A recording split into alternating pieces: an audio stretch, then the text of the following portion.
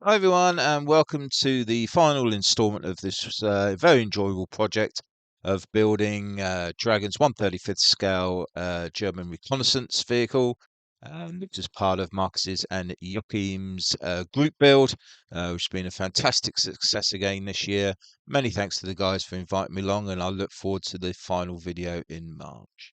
So let's kick off, and we're going to be doing some pigments.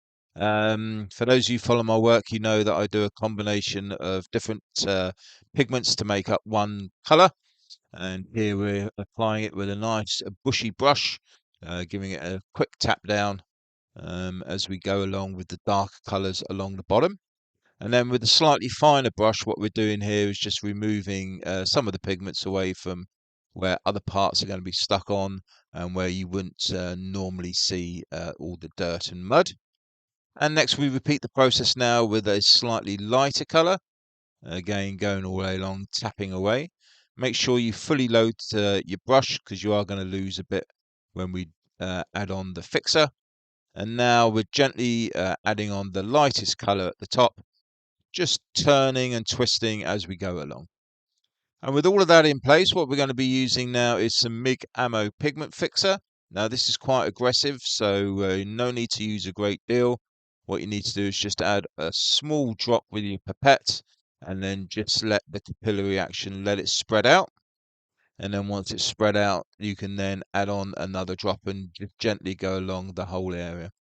As you can see, there's some little gaps, and that's not a problem because I wanted to add in some white to obviously represent some of the snow and in the mud. And again, we're adding this now when it's still wet, so there's no need to add any further pigment fixer. But what you must do is be very careful not to touch any of the pigments that are already in place. So just go along and tap away, and that will all blend in nicely.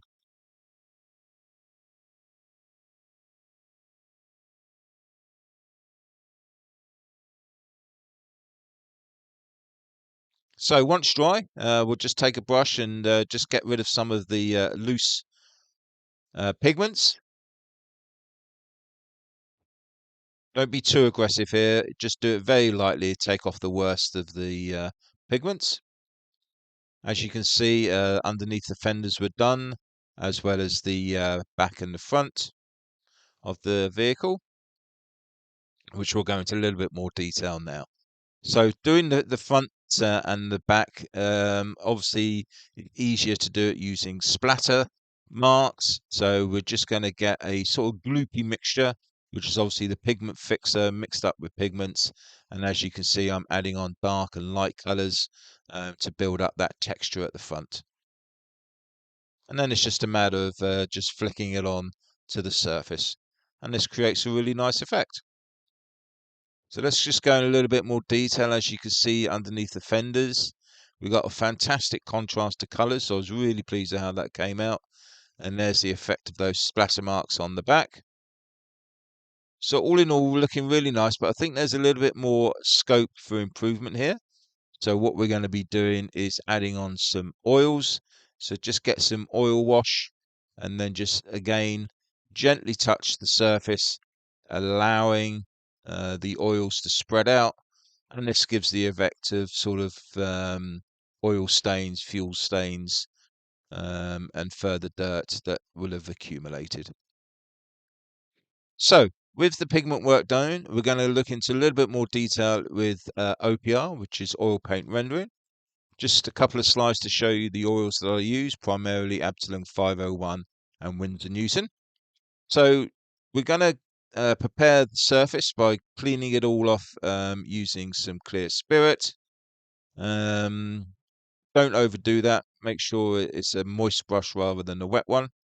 And what we're going to do is a little bit of mapping with the white oils. Just try and highlight some of those scratches and some of the shaded areas as well. And then take a brush and very gently blend that out. And then, as always, get the hairdryer to dry that particular layer out. And then we can go in with a slightly more of a dirty faded white.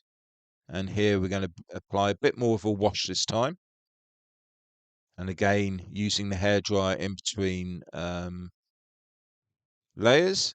And now we're coming into more of a contrast. Here we've got a beige mixed in with the white, and that gives us a bit more of a dirty look. Again, building up the layers, doing a few splatter marks as we go. And this is the great thing about oil paint rendering. It's all about building up layers of time and dirt, creating that wonderful final look. And again, in between each layer, just use your hairdryer to dry it out. And now we're adding on a bit more of a precise color here as we build out the radials with the dirt, and just very gently taking that out, and that gives the impression of all that radial dirt.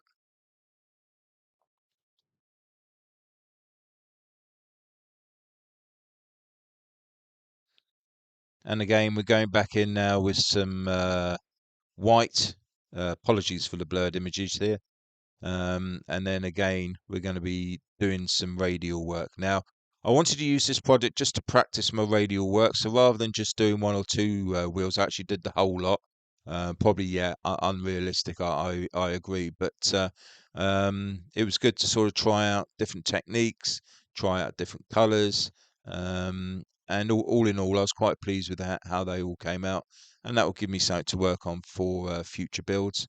And to be fair, it didn't look too bad having all the wheels done. But here you can see I'm applying the oils neat, and then we get a brush which is a bit of a spiky brush, and we're very gently dragging it down. Now there's no thinners involved here at all. This is all neat oil, and we just want to drag that down. Try not to blend it out. Just actually use the neatness of the oils to create that nice sort of radial look, as if there was a bit of an oil leak or there was mud splatter. So once that's done, we then finally go in with a black sepia wash and just do a little bit of a pin wash. And again, that would all be blended out. And don't forget, in between the layers, we're actually using the hairdryer so that this doesn't all become one gloopy mess. And then very gently, we're just going over the tires a little bit. And there we have it. Quite pleased with how that turned out. As for the wheels, I do like to add a little bit of colour here as well. So we're adding on a sort of dust look. And then what we want to do is to blend that out using a sponge.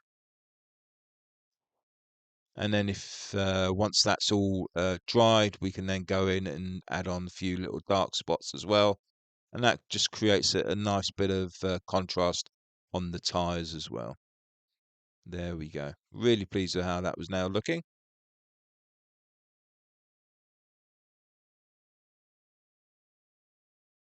And then don't forget the silverware as well. And on the back, don't forget the tyres and wheels are seen from behind. Here I've just done a bit of a burnt iron wash.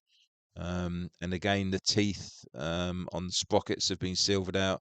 And again, that wash on the back and the rear idler wheels that was silvered out to show the rubbing. Now, keep telling you to use a hairdryer. Do not get too close. Do not put it up too high in heat, because otherwise you will melt the plastic.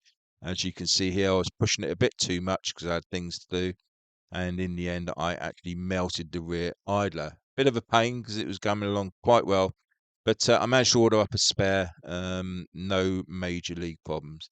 So there we have the full set of wheels. Really pleased, as I said. And now we go on to the tracks. These are the full metal tracks.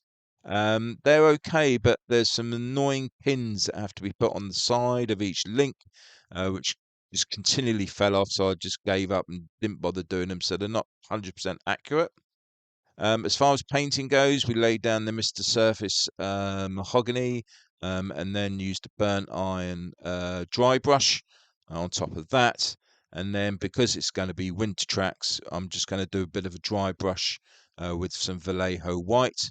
No need to go OTT with this. Again, it's all about building up layers. And then for the middle section where the tyres are going to go, we're just using a Vallejo primer. Vallejo metallic, and then we're going along to show that wear, and then finally we're going to silver the inside of those track teeth as well, again to show how the metal rim contacts with the track to create that wear and tear. Then once that was all done, it was a matter of doing the pigments in the same way as we showed at the beginning of the video, using the pigment fixer and all of the different shades. And all in all, really pleased with how that came out. Now we touched on the OPR. I'll be showing you a little bit more detail in a moment. But here, this is the whole of the vehicle that has now been OPR'd. And I was really pleased with the final look. You can see how the chipping is laid in with the pigments, which is laid in with the OPR as well. And that really gives you a fantastic, detailed, worn look on the armor. And the close-up pictures really bring that to the fore. So all in all, very pleased with how the final look was.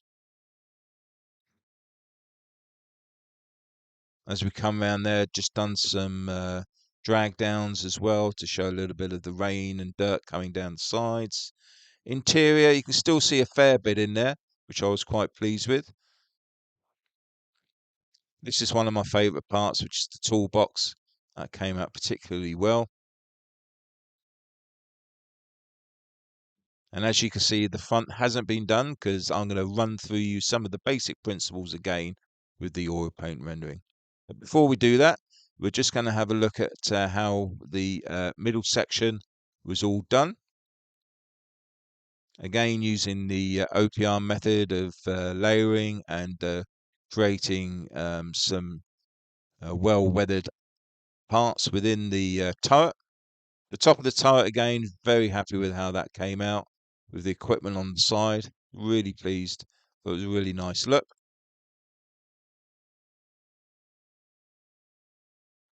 And also the tarpaulins on the cages, that came out very well indeed. Looking really nice. As far as the guns and the barrel go, again, worked well. Used a little bit of steel pigment there to go over the raised edges. And then it was a matter of starting to put everything together, building up each of the components on the top. So the gun and the barrel section was put in first, and then the air surrounding turret was put on, and then each of the cages were put on in turn. To basically finish the actual build on that part. So really pleased with that. So let's have a look a bit more detail with the OPR. We've looked at the oils already at the beginning of the video. I put it on some cardboard, which drains out the linseed oil, which helps with the drying of the oils. We then have clean and dirty white spirit for cleaning of brushes, and some towels and the variety of brushes for the application and for the blending. So again, first off, we're just going over with some white spirit to clean the area before we start with the oil work.